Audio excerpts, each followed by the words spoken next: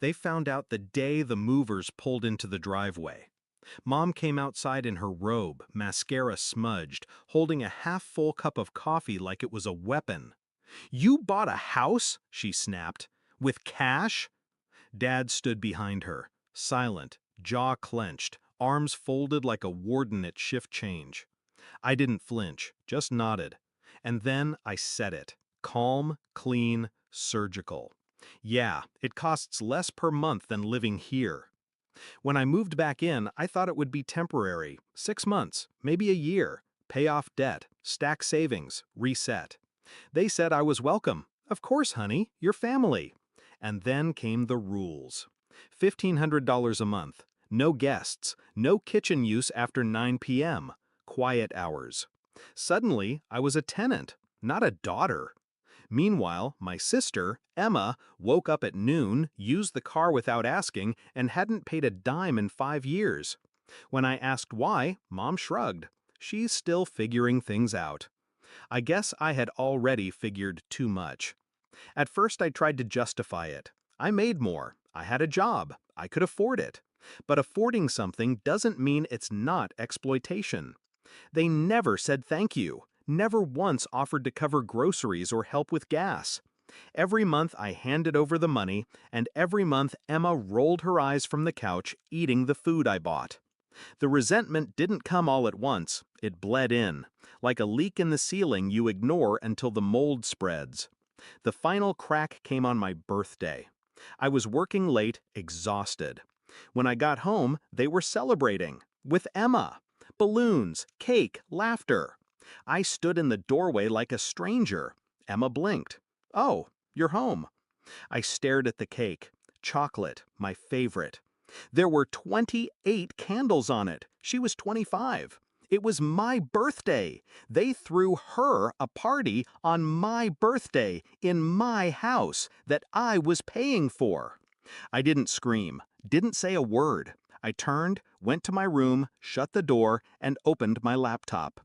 3 months later, I closed on a 2-bedroom house, off-market, quiet neighborhood, no HOA. I paid in full.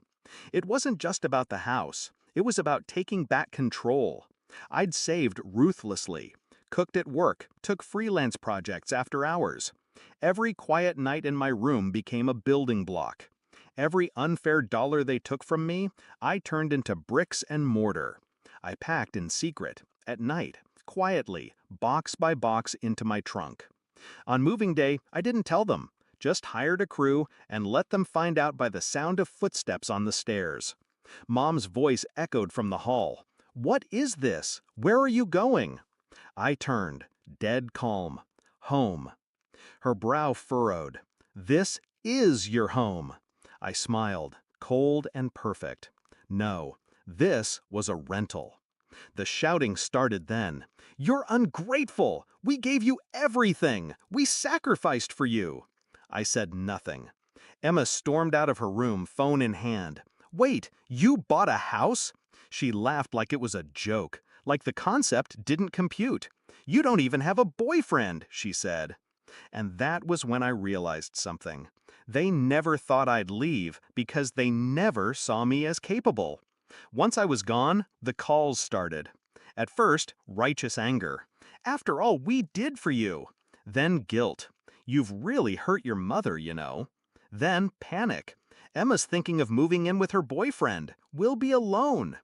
I let them sit in the silence they'd created. Weeks later, I heard through a cousin they were struggling to make the mortgage. Turns out, they'd factored my rent into their monthly income. They'd built comfort on my back. Without it, they were drowning.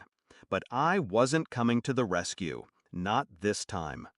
Emma called once, said Mom cried every day, said Dad had started drinking again. Then she asked the real question. "Why didn't you tell us you were buying a house?" I paused. You don't announce your escape plan to the people who built the cage. Now I sit in my living room. Sunlight pools on hardwood floors I own.